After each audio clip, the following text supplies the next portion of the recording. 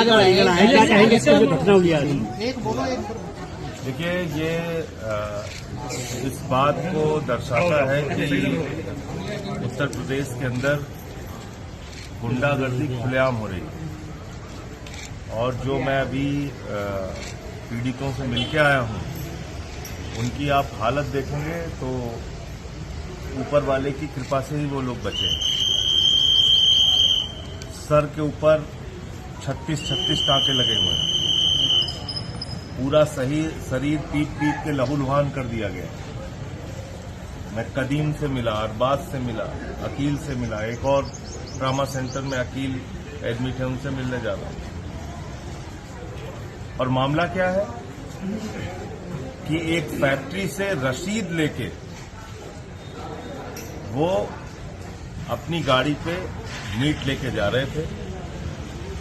रास्ते में रोककर गुंडों के द्वारा ये कहा गया कि ये गौमांस है। मुझे जानकारी मिली है कि शायद उसकी जो रिपोर्ट आई है वो भी आज आ गई कि वो गौमांस नहीं था। बावजूद इसके आप 4 लोगों की हत्या करने पे उतारू हैं। और जो कुछ भी बताया कि 112 नंबर की गाड़ी उनके सामने से गुजर रही थी, वो लोग फरियाद कर रहे थे, गुहार कर रहे थे कि हमारी मदद करो। और 112 नंबर की गाड़ी उनकी मदद के लिए नहीं रुकी। पहले 20 लोग हुए, फिर 50 लोग हुए, फिर वहां 300-350 लोग इकट्ठा हो गए। ये तो एक सुनियोजित हत्या की कोशिश पूरी तरीके से दिख रही है। और जिस तरीके से मारा गया है, ये तो मैं फिर दोहरा रहा हूं कि ऊपर वाले की कृपा से लोग बच गए, वरना तो बचना ही नहीं था। जितनी बुरी तरीके से इन लोगों को मारा गया। और बाद में भी पुलिस वाले जब वहां पे पहुंचे तो ये लोग खुद से जाके पुलिस की गाड़ी में बैठे। पुलिस वाले उतार रहे हैं इनको कि उतरो। तो मैं योगी आदित्यनाथ जी से, उत्तर प्रदेश के मुख्यमंत्री से कहना चाहता हूं, यही आपकी कानून व्यवस्था है। इसी का डंका आप पीट रहे हैं पूरे दुनिया में कि हमने यूपी की कानून व्यवस्था बहुत चुस्त कर दी है, दुरुस्त कर दी है, बहुत अच्छी कर दी है। तो धर्म के नाम पे, ये नफरत की राजनीति के नाम पे ये इस प्रकार की गुंडागर्दी का लाइसेंस देना, मैं समझता हूं ये भारतीय जनता पार्टी की घटिया मानसिकता को दर्शाता है। और खुलेआम उनके राज में गुंडागर्दी हो रही है, ये इस बात को भी दर्शाता है। गिरफ्तारी को लेकर अब तक 3 लोगों की गिरफ्तारी हुई है।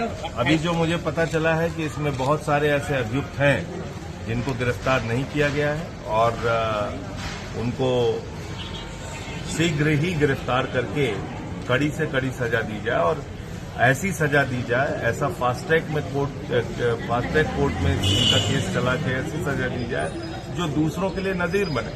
सांसद जी क्या मानते हैं, जिस तरह से अभ्यास का मीट आया है, तो क्या लोग तो निर्दोष निकले एक तरह से?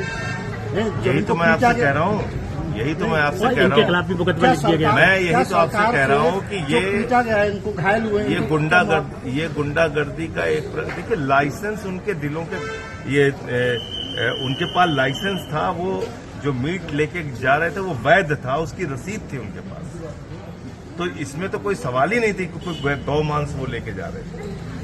दूसरी बात यह है कि आप क्या गुंडागर्दी का लाइसेंस दे सकते हैं किसी कि कुछ लोग इकट्ठा हों और वो पकड़ के सबको मारने लगे और झूठा आरोप लगा के गौमांस।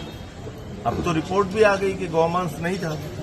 तो इसका मतलब कि आपने जानबूझ के एक माहौल बिगाड़ने के लिए और जो नफरत की राजनीति का प्रचार, हिंदू मुसलमान की राजनीति का प्रचार जो बीजेपी के राज में चल रहा है, उसके कारण भी पुलिस की मौजूदगी, ये सारा कुछ बताया उन लोगों ने कि पुलिस वाले वहां से 112 नंबर की गाड़ी गुजर रही थी इन लोगों ने। और दिन दहाड़े 9:15 बजे की बात है, 9:15 बजे की बात है, यानी कि खुलेआम रोशनी में गुंडागर्दी का लाइसेंस है।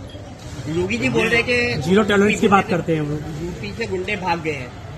योगी जी का कहना है, योगी जी के द्वारा प्रायोजित, उनके संगठन, उनकी पार्टी के द्वारा प्रायोजित गुंडों को लाइसेंस मिला हुआ है कुछ भी करने का।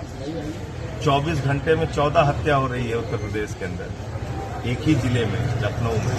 तो आप अंदाजा लगा सकते हैं कि क्या हालत है कानून व्यवस्था की। और ये जो घटना हुई है, ये अपने आप में ये बताने के लिए काफी है कि यहाँ गुंडागर्दी का लाइसेंस मिला हुआ है। धर्म के नाम पे किसी को भी पकड़ो, मारो, कोई आपको कुछ बोलने वाला नहीं है। तो जो आम अभियुक्त आदमी है, पार्टी किस तरह आप किस तरह की मांग करती है? हमारे साथी नदीम भाई हैं, जो इनकी कानूनी लड़ाई है वो उसको हम लोग लड़ने का काम करेंगे। इनकी जो दवा इलाज में जो भी आर्थिक मदद होगी उसमें भी हम इनकी मदद करेंगे।